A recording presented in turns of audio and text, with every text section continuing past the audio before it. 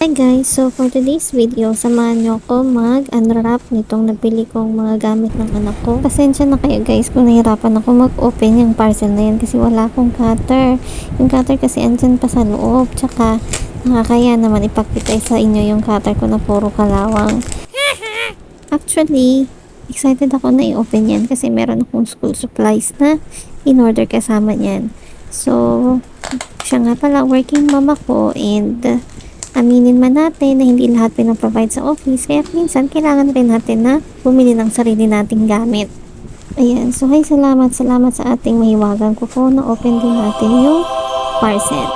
Anyway, back tayo dito sa ating review nitong nabili ko online na gamit ng anak ko. First one is itong coloring book. Okay, so ang ganda-ganda niya. Napakagandang coloring book, matigas. Tingnan nyo naman, matigas siya. Kahit siguro binalibag yan ng mga, bayan, kalimutan ko, mga rider. Hindi naman rider, yung ano ba yan? Kainis naman nakalimutan ko. Basta yung nagtatransport niyan.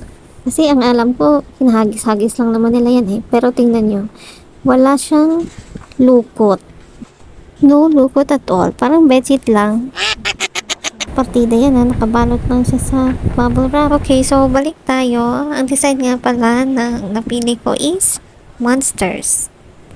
Para sa akin is maganda tong coloring book kasi para siyang copy the color. So, yung anak natin is magkakaroon siya ng gagayahan and yun din yung kukulay niya. Hindi na siya mahihirapan.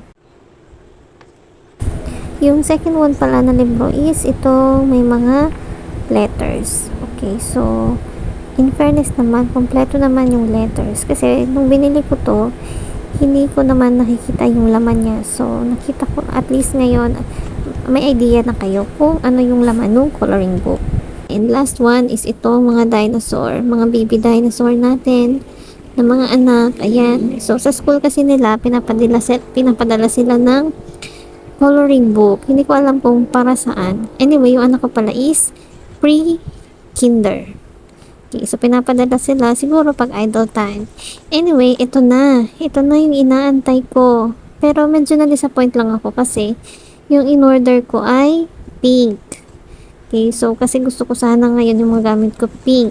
Pero ang pinadala ay white. Anyway, okay lang naman yung para sa akin. And ito, favorite ko yung red na yan. Itong black, hindi ko rin siya natandaan na in-order ko. Itong purple, natandaan ko siya na na-order ko. Okay, na-order ko yan, alam ko. Pero, itong green yan na may yan. Natandaan ko, na-order ko din yan. So, ang pinagtataka ko is yung black na yon. Yan. So, meron pa akong hinahanap dyan na isang pen. Anyway, ito pala yung glitter glue na matagal na itong kinukulit ng anak ko sa akin. Kasi gusto daw niya ng glitter glue. Hindi ko alam kung saan niya nakita. Siguro may napanood siya. Kaya gusto niya ng glitter glue. So, i-review namin yan. Kasi hindi naman niya yan dadalhin sa school. I-review namin one of these days kung maganda ba yung glitter glue na yon. At meron pa pala ako nabiling paper clip. Okay, so, pwede ko yung gamitin sa bahay. Pero, feeling ko dadalhin ko yan sa office.